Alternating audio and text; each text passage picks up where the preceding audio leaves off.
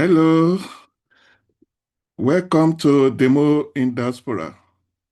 My name is Ademola Adisa. I'm your host at Demo in Diaspora.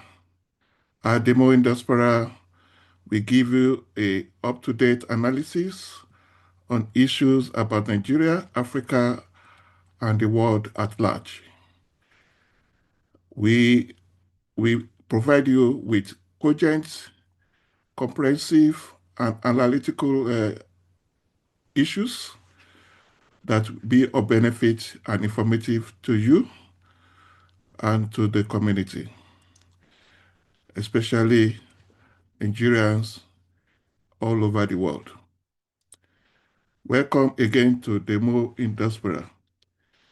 The issue and the topic for today is on the election, the incoming election on August 15 this year, 2026, of the Osun State of Nigeria. The contest is between the Incubent governor, who is running for the second term, Governor Ademola Adeleke, and his challenger, who has been a former commissioner in previous administrations, as well as a director of one of the federal parastatals, Mr. Nurudeen Oyebamiji. The contest is an off-season election, which is reserved probably as a litmus test on the general elections in January 2027. Welcome again to Demo in Diaspora. This election is very, very close. The chances there's no walkover. There won't be any landslide, and there will be a very thin margin of victory. So, how can this be determined? What are the issues? What are the factors that can help in determining the outcome of this election? At the Demo in Diaspora, as usual, we will give you empirical evidence, empirical data. We give you facts, figures, without any embellishment. We tell you the truth, and this will enable you to make an informed and decisive decision. So come on with us, please. Subscribe to Demo in Diaspora, share, and also comment. Your support, comment, and subscription will enable us to be able to provide you more informative and more cogent and analytical issues in the future. So, I will follow this with the right presentation, and from that presentation, you will see how this can be decided. So please follow me when I go into the presentation. Please bear with me for a while when I bring up the presentation. Uh, this opportunities election, as I said, is very, very important. Very, very important. So, as I said, this is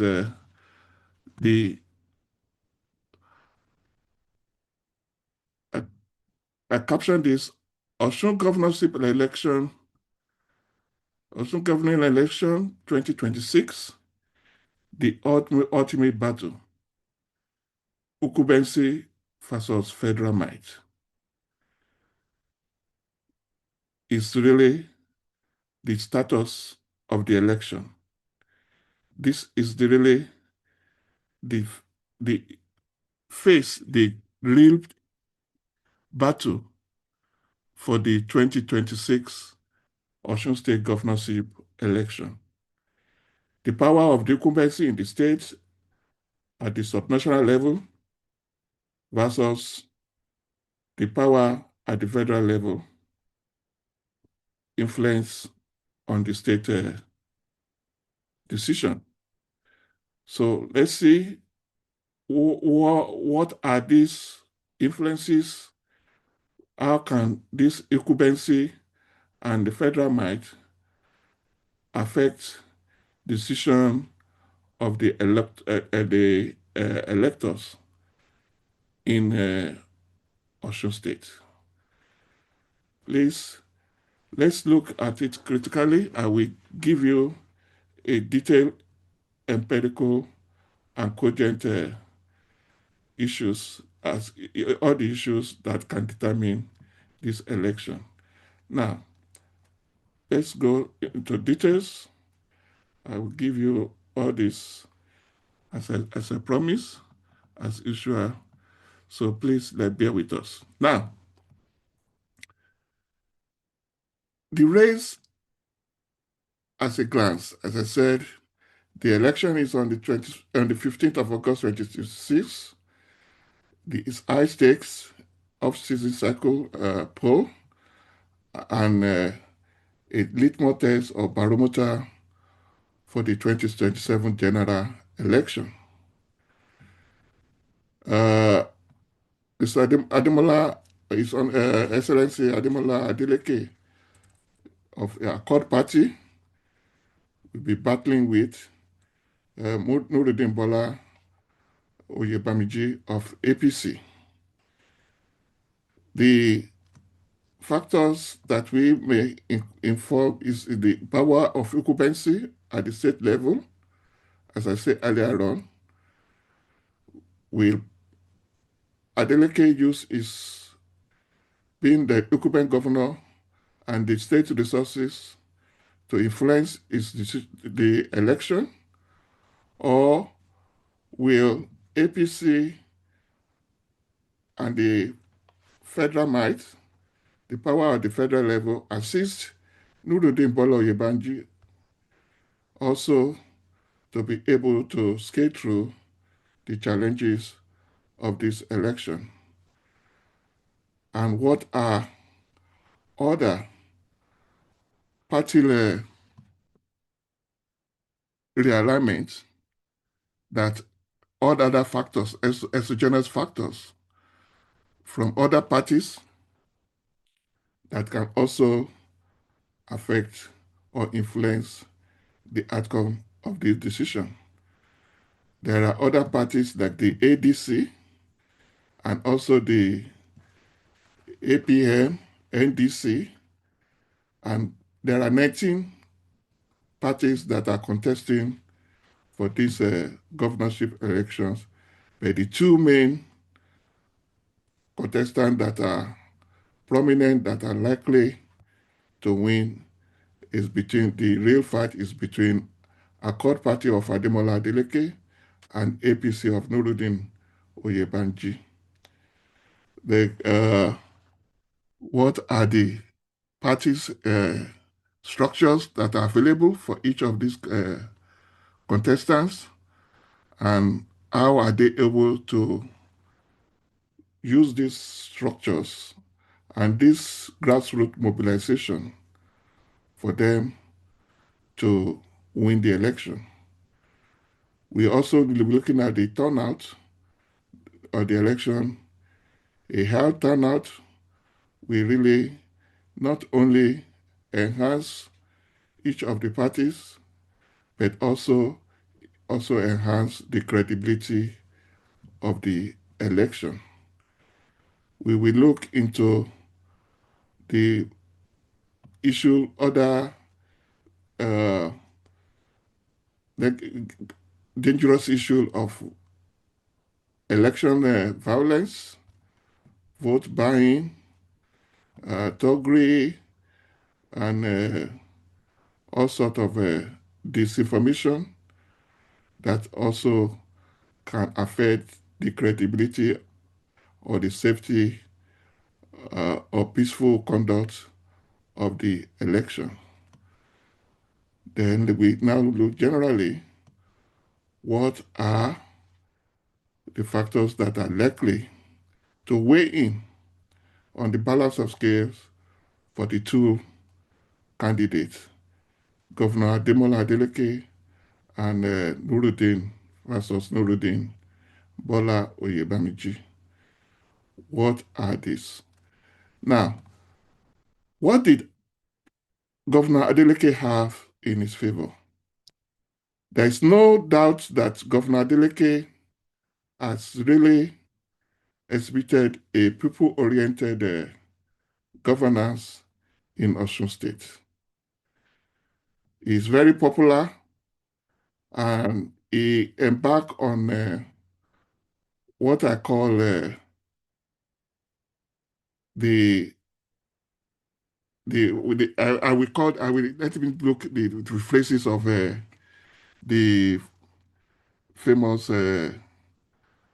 Bale Mandete, the famous Ibadan Oyo State political juggernaut that has passed away, that says with the Amala politics. Chief Adedubo is noted for not encouraging the interest of the common people. No technocrat, no anything. It's all direct. And Governor Adeleke has associated himself with this type of politics where he's very close to the people and also very relatable, very accommodating. So he's very popular. There's no doubt about it. And he came into into governance, into the office in 2022 through the People Democratic Party, PDP. He used the infrastructure of PDP at the time to come into power.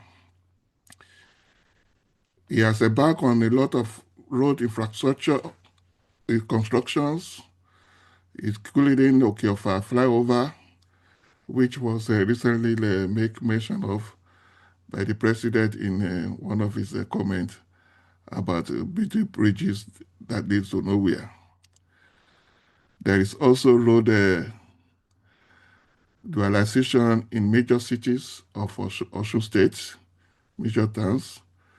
It's also in the structure of township roads and bridges. He also undergo a lot of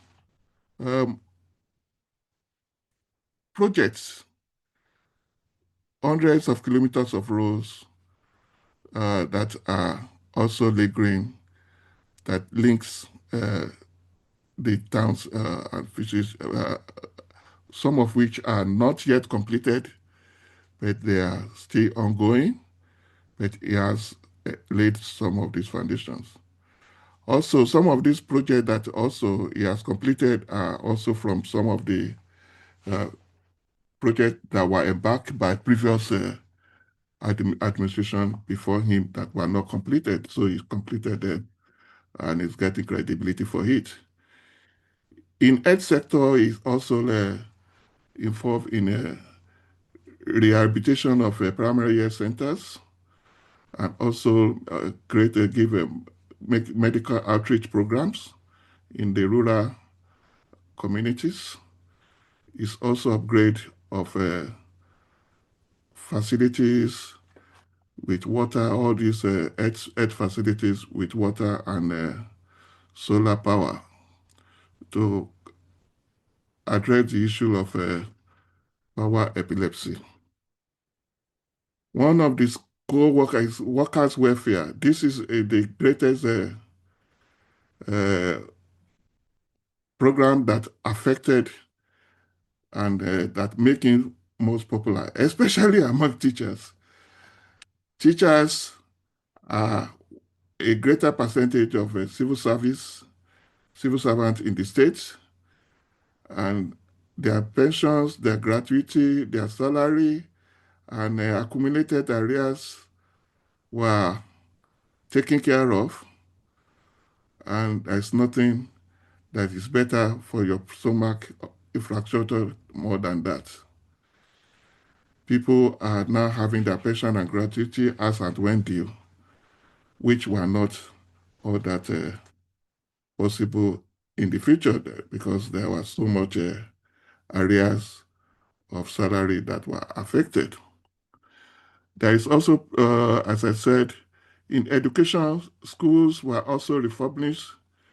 There is refurbishment of schools, and also teachers were recruited, and also the development in the development and the establishment of the Osun State Ilesha, University of Ilesha is also creating accommodations uh, of, of more, accreditations of more programs and courses for those higher institutions. Under agriculture is also be able to created, distribute seedlings and fertilizer to farmers. Also assist them with tractors. We provide tractors for communication and also make rural areas more accessible for the farmers through its road construction. Digital also introduced digital governance and also investment in reforms that make the facilities or the administration of governance more smooth and less cumbersome and with less bureaucracy. One of his popular work is the facilitation of C of O's processing and also the increment in investment in uh, portable and other other portal and e-commerce, especially the electronic or what you call the e-administration, that is digitalizing e-services, that is digitalizing the services and moving from carrying file carrying to transfer using electronic and together transfer. So he has done very well. There's no doubt about it. And he has tried his best as a governor of the state. So it's very popular. So, and these are the things that make him popular. But one of his criticism that people are living is that he, even though most of his actions, most of his achievements are done through dependence on federal allocation. The increments in federal allocation to the states has enabled him to do a lot for the people, but he has not been able to generate enough internally generated revenue. It's one of the least states that are least internally generated states under him. He's a spender, but he's not a creator of wealth. He is very good at spending money, and is also a socialite. He's well known as the dancing governor. He's also, despite all this, he fails to align with the federal government to attract federal projects and facilities, and also to attract international investment. to develop the raw resources that are in abundance in Osun State that should have been able to assist him in for more laudable projects for the people. However, with what he has done, he has actually weighed his way, drive his way into the stomach of the people. He's very popular, but what is his foresight? Is he the appropriate for the next ninth generation of Nigeria? Is Nigeria really looking for people that can only spend but that are not able to generate wealth? The other side of it is contestant is Nurudeen Bola Oyebamiji. Is So he has not been in government. He has not been in an executive position before, other than being the commissioners under the previous APC government of Oyetola and Rauf Aregbesola. And he was also the MD of Osun Investment Company, and also the CEO of the National Inland Waterways Authority. So he has experience in administration, in governance, in public service, both at the state and at the national level. But he has not been an executive branch of, manager of any of the state, either at local government, state, or federal government level at all. But he's known to be a technocrat and very intelligent and very creative, and possibility of person that are able to create wealth. So in essence, his credibility or what he can offer will depends on what the party are able to sell as their whatever they have done in the past and whatever they have done at the federal level in the interest of the state, and what they can bring from the federal level into Osun State. Previous APC aggressions of Rauf Aregbesola has also assisted they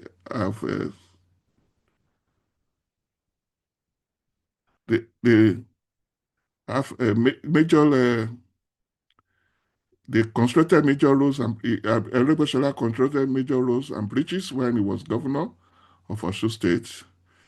Is under APC, and also created model schools, and also he has what you call the Osun digital money, or learning, learning digital learning, which he was highly commended by the world international body. He also have the old meals program, school program, funding program, where children in primary schools were given free meals in schools. And also you have the OES youth management, where youth development were also of priority. Rural roads and agriculture were also produced under the APC government of Ogbeni Rauf Aregbesola. And also security administrations were very much in good state under him. Oyetola also under the went in from 2016 to 2022, also paid salaries uh, of uh, of workers despite the pressures, I mean, from the little funds that were coming at the time. Unlike the present days where the governors are having hundreds of billions of federal allocation, at that time, the, there is very trickle money coming in to these state governors, and they were not able to do as much, unlike the present days, through because of the laudable program of the federal level, where all avenue of corruption were being blocked. There were a lot of money going to the state now. But Adegbeshola and Oyetola happened to serve Osun State when there are difficult period of money, where money was not sufficient to be able to tackle the enormous demand of responsibility of the states at the time. It's not peculiar to Osun State alone. It's always it's throughout to the sub-national levels at the time. So uh, one of the issues on this salary and arrears were uh, one of the things that affected the and bring about Ademola Adeleke in 2022 was Oyetola refusal to pay the arrears that were of salary and gratuities that were not paid by Ogbeni Raufa Aregbesola, and but he was able to pay all arrears, salary, everything under his that were incurred under his regime. But the criticism is government is supposed to be continuous, irrespective of whoever creates the indebtedness. Subsequent governments supposed to take responsibility of all assets and liabilities.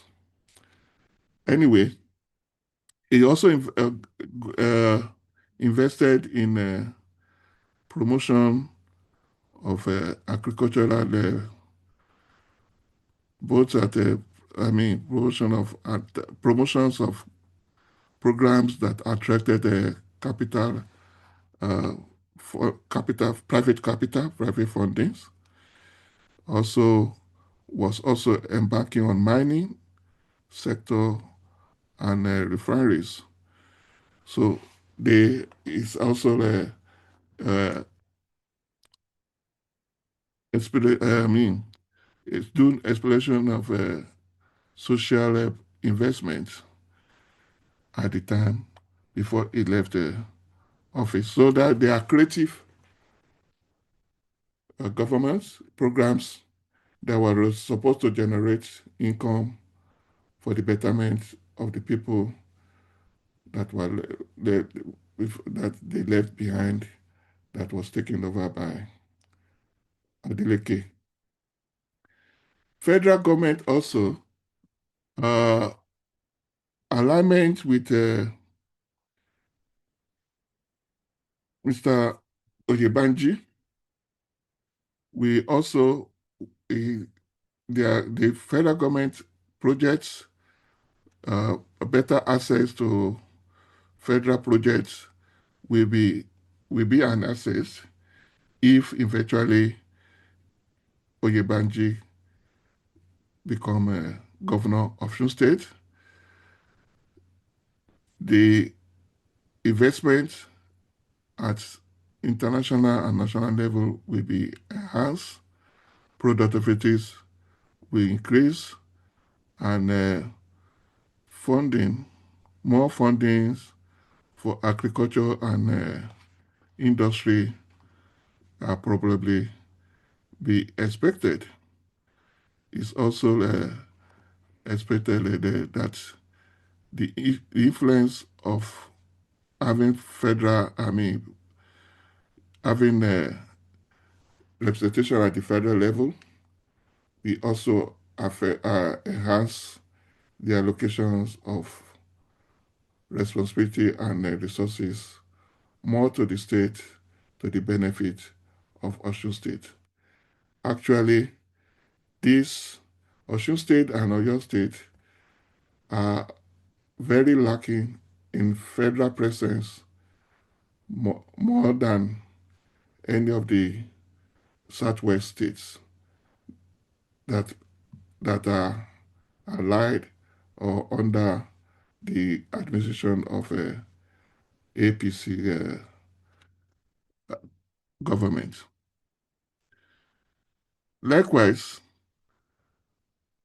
we also have the campaign promises of Oyebamiji is that he will invest in free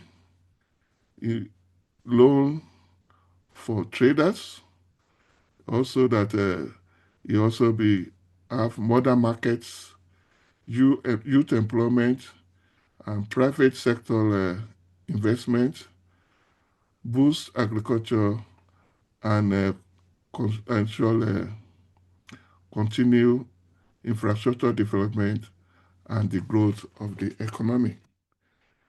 However, these two may be the principal actors, but there are other groups of individuals and personalities that will have high stakes and influence in determining the outcome of this election, especially when it is so close and tight like this. As I said earlier on, Mr. Gwene Raufu Aregbesola was once a APC chieftain, but he's no more with them. He's now with ADC and is the national secretary of ADC. There is no doubt he commands a high respect of followers in Osun State and has a very high grassroots network.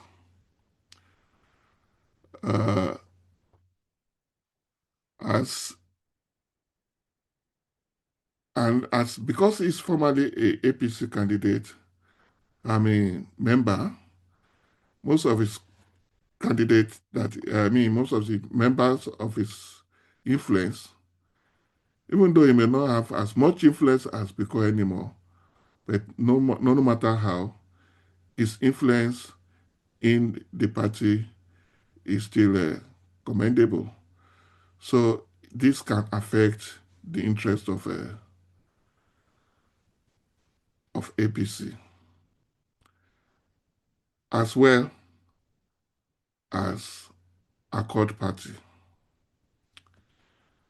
Iyola Mishure is another juggernaut politician in Osun State, especially in Ife area.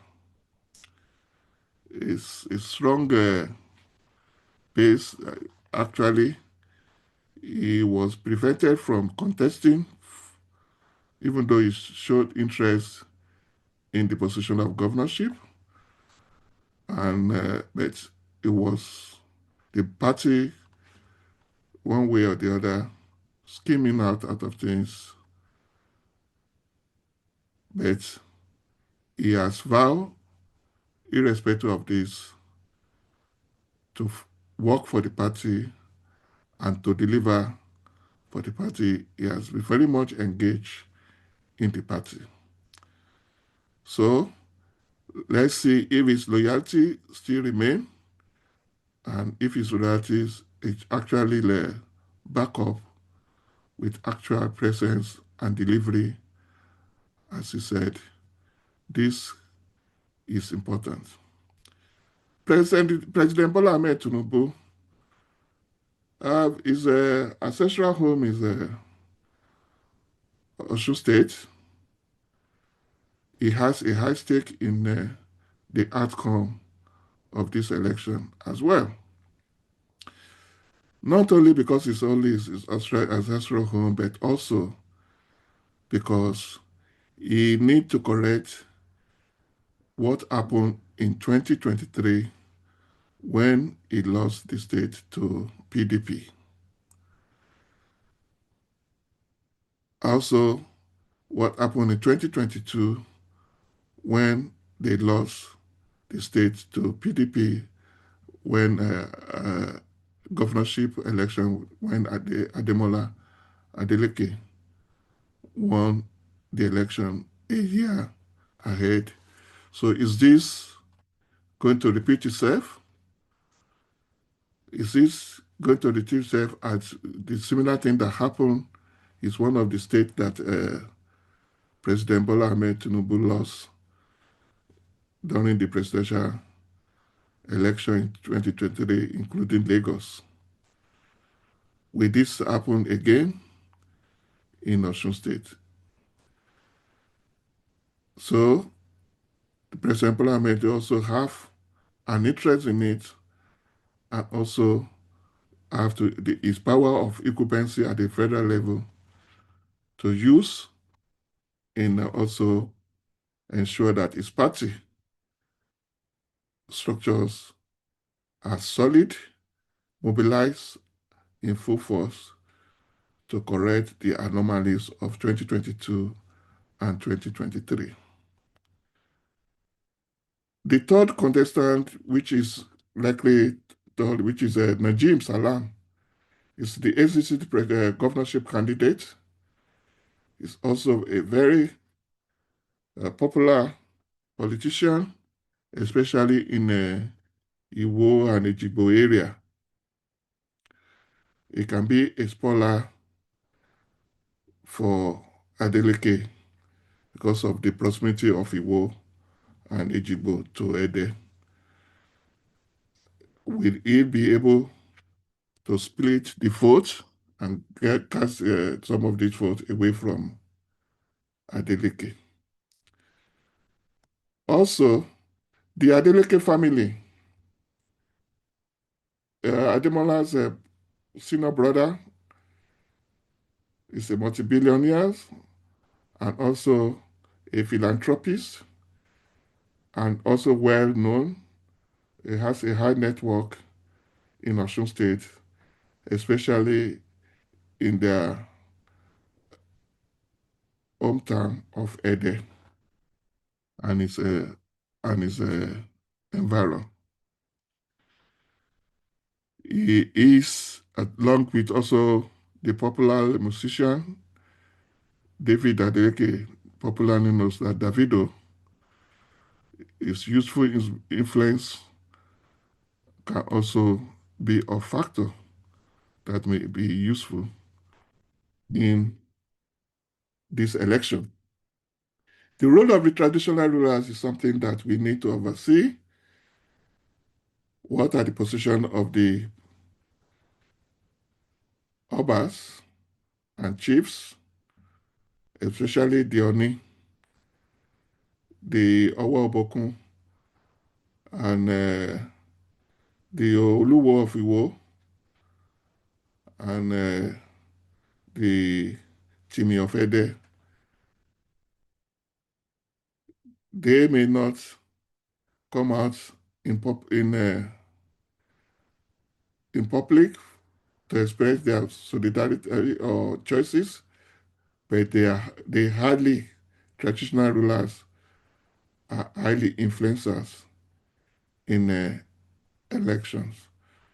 So what is their role? What will they do?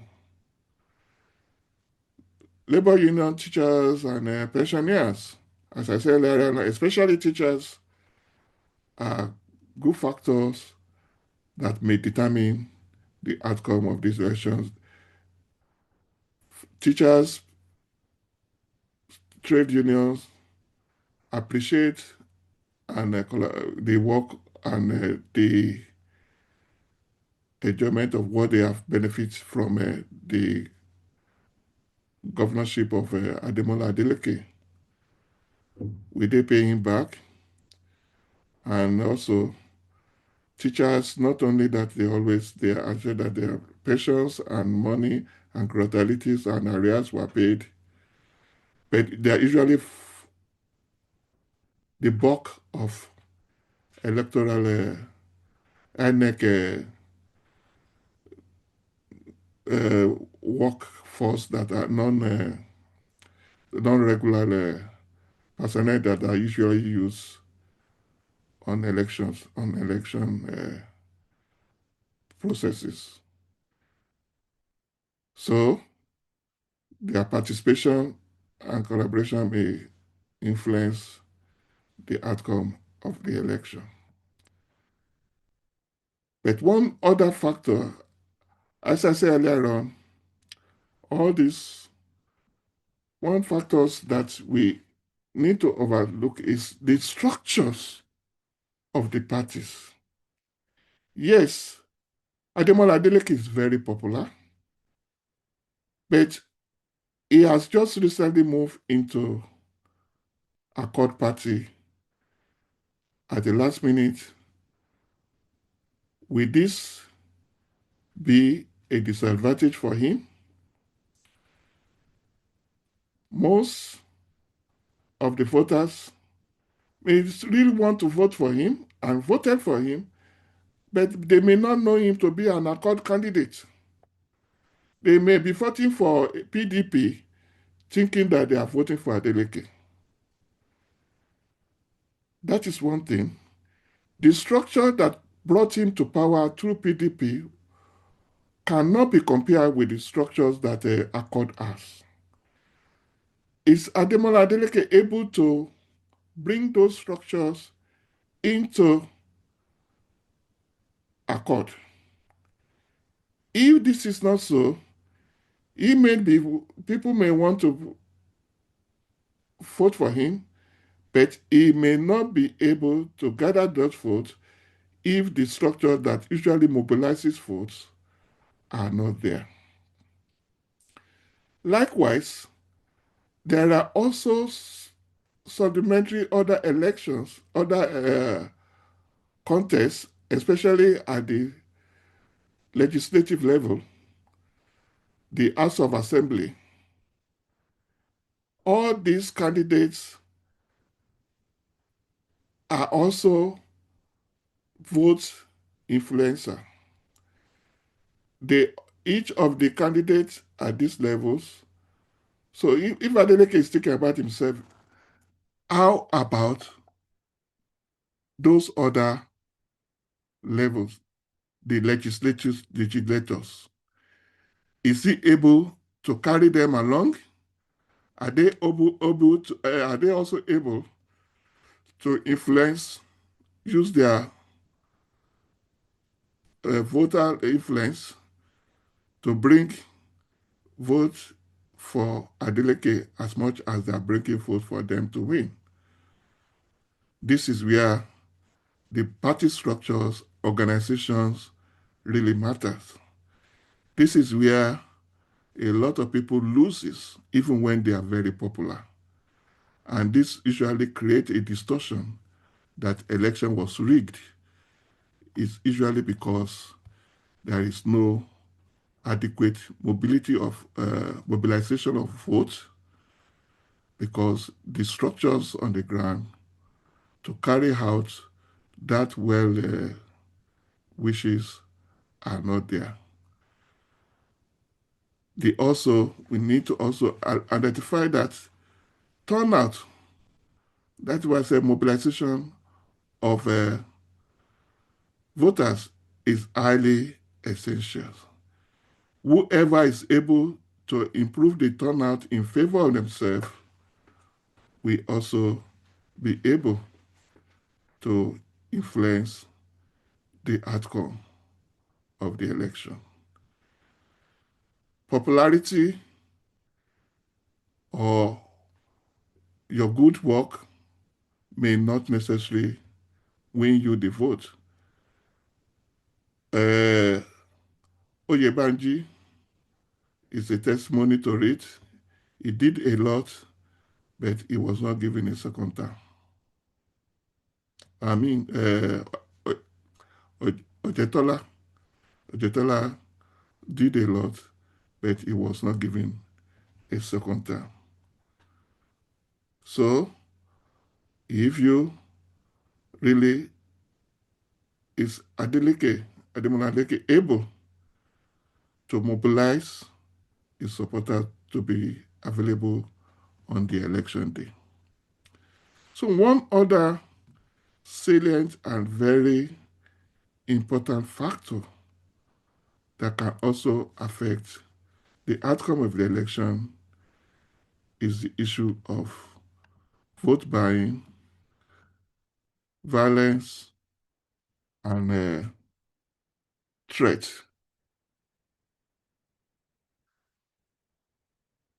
Osun State Governorship Election 2020 did ultimate battle incumbency versus federal might.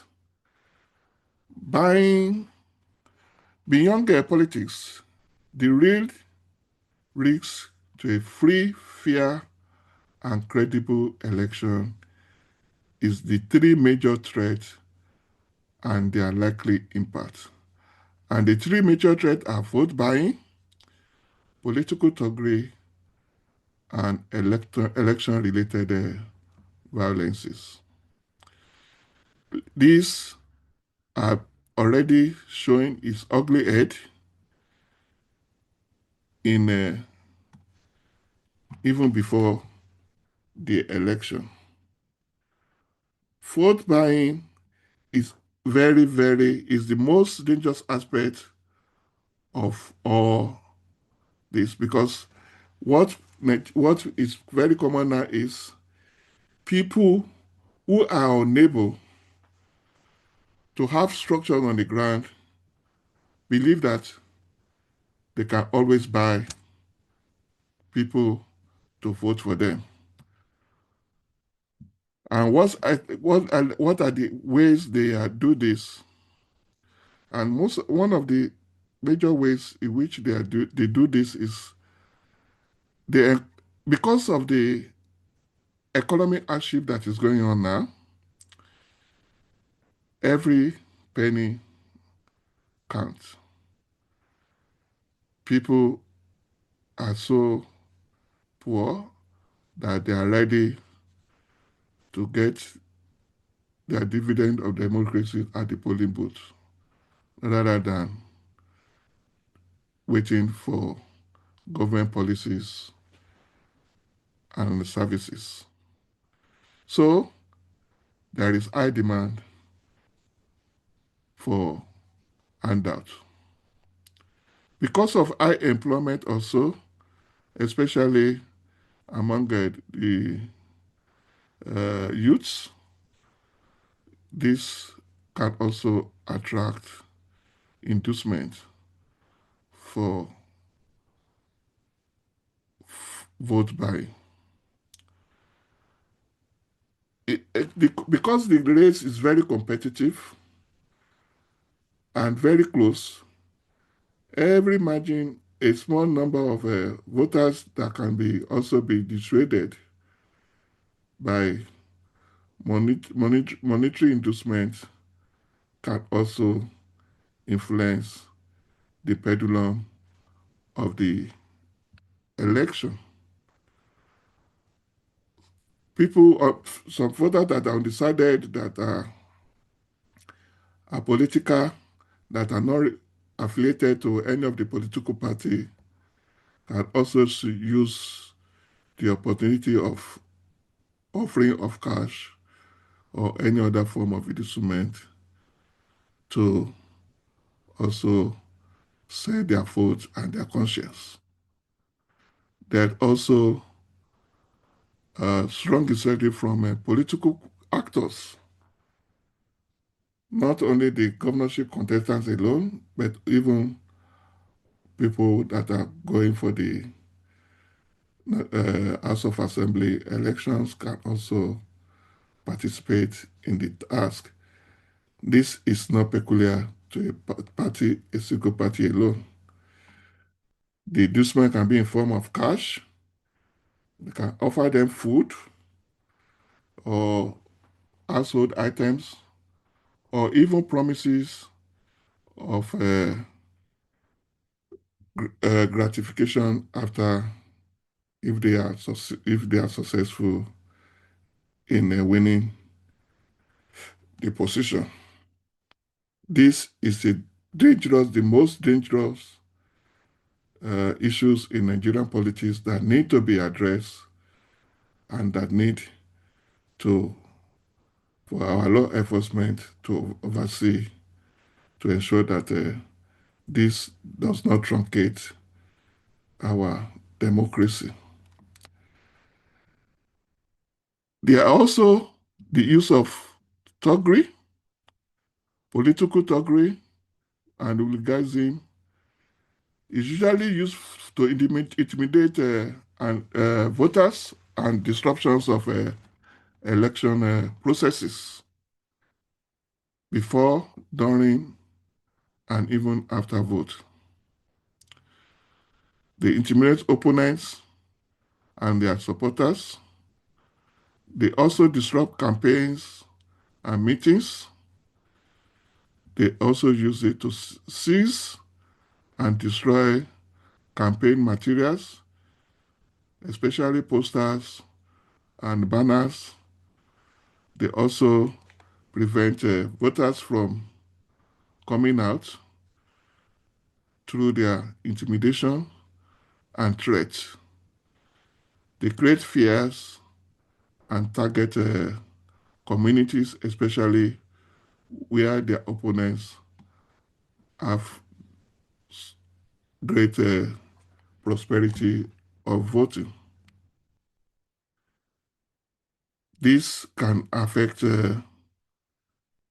areas with intense political rivalry, especially where the parties or the candidates almost share equal representations of voters or popularity or in strongholds of their rivals and also in polling units with a weak security. The more they disrupt, disorganize, disencourage people from this polling unit, it's better to their advantage. Other electoral related violence may also occur, and which is this can occur, as I said before, election day or even during campaign. We have already seen people that have been injured, killed already before election and during campaign. On the election day, this can also happen. And also after the results are announced or when the counting of votes is is going to their disadvantage, then they foment trouble to prevent violence and disinformations and discredibility of the vote because it's not to their favor. So lives and property can be in danger and with this and escalation of it may not, if not quickly contained, can lead to a possibility of national unrest. So these have to be taken seriously equally as the election. That is why our security agencies have a crucial responsibility to protect voters, the candidates, and electoral officials. They need to make sure that there is sanity, full security at the polling units, and in the transfer and communication or logistics of electoral materials and electoral personnel. Safeguard electoral material before, during, and after voting. Respond quickly to disturbances and threats. Ensure all parties can campaign and vote without fear or any threat of violence. Impartiality and professionalism to build public confidence. The conduct of the security agency also need to be seen to be impartial, and they should make sure that every corporate, irrespective of party affiliations or status, are brought to book if they commit any electoral offenses. The INEC also have a role to play in reducing the opportunity for malpractices. The INEC officials have to be transparent, honest, and free from any inducement from any political party or any of the contestants, or timely deployment of electoral materials to every areas where one part of the processes for manipulation is to delay electoral materials to opponent, or some areas to disadvantage or delay or discourage the people from voting. Transparent resource management. The INEC, IREC,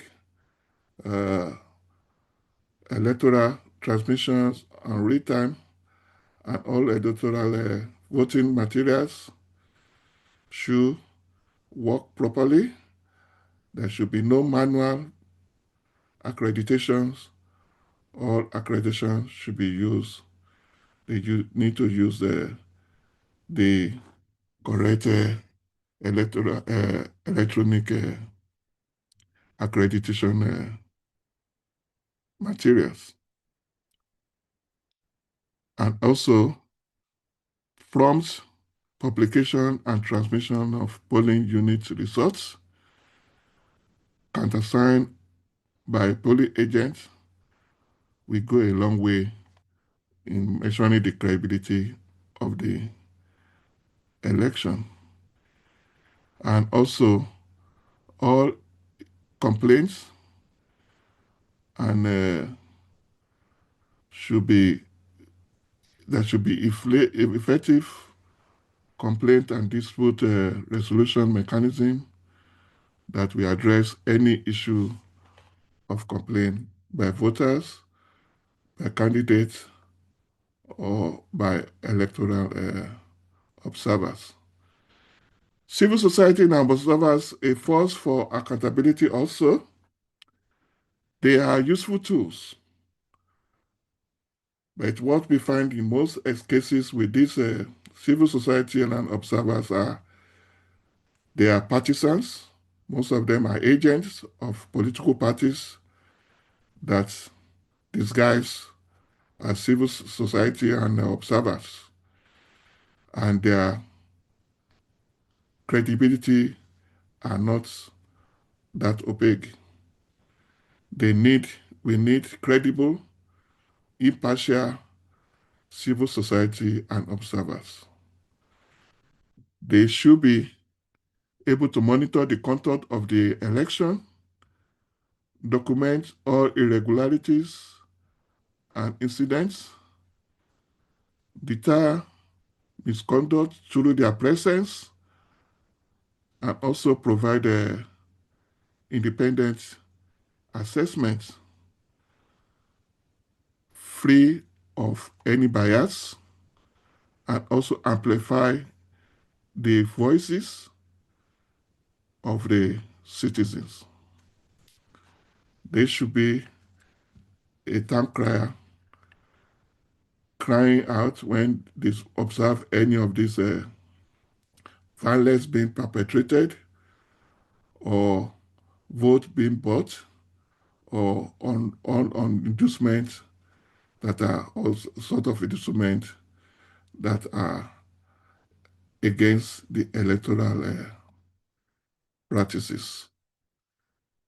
Actually, this out of this risk, the most dangerous and the most critical of it is vote buying. The government already have been apprehending some people already, even 2 to 3 months ahead. They are already gathering PVCs, uh, recording people's accreditation PVC card, taking sharing or distributing money already. All these people need to be that are arrested need to be prosecuted to justify and to prevent and deter vote buying. This is the most dangerous. Political misinformations are also very critical analysis because there are a lot of misinformation even before elections on intention of voting and false allegations, falsehood across parties to discredit each of the contestants or their party.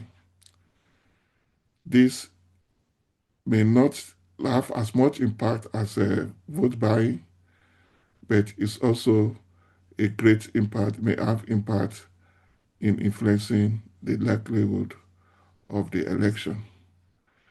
Localized doggery, as was said, may be targeted at opposition and also isolated electoral day violences. Usually, there is usually a high presence of law enforcement agents. So these are not, it's a much of a medium risk, but if not actually monitored adequately, it can also have a sort of medium impact. Widespread statewide violence is likely to be low because of the spread of but it's not impossible. If there is widespread state and statewide violence, this can greatly affect the outcome of the elections and possibility can escalate beyond the state. Likewise, what are the political implications of these three heads of electoral malpractices in Nigeria? If this election is peaceful and credible and all these violence are avoided, winner will enjoy stronger legitimacy, public trust in the democracy will be strengthened, Osun will become a positive example of ahead of 2027, and more stability for governance and development. But if vote buying is widespread and violence, vote buying violence is widespread, credibility of the election may be questioned. Legal challenges and protests may follow, and there can be increasing political tension and disorder, weakening public trust in the electoral process. The integrity of the process is a must for everybody. The credibility of the election is a must for everybody. Both the candidates, the law enforcement agency, the INEC, the electoral observers, voters also must insist on their right and reject money and, and fears. They should vote wisely and vote freely. They should not compromise their integrity on the platter of inducement of any kind. If there is no taker, there will be no giver. Every contestant and voters must commit to peace, peaceful conduct, and fair play.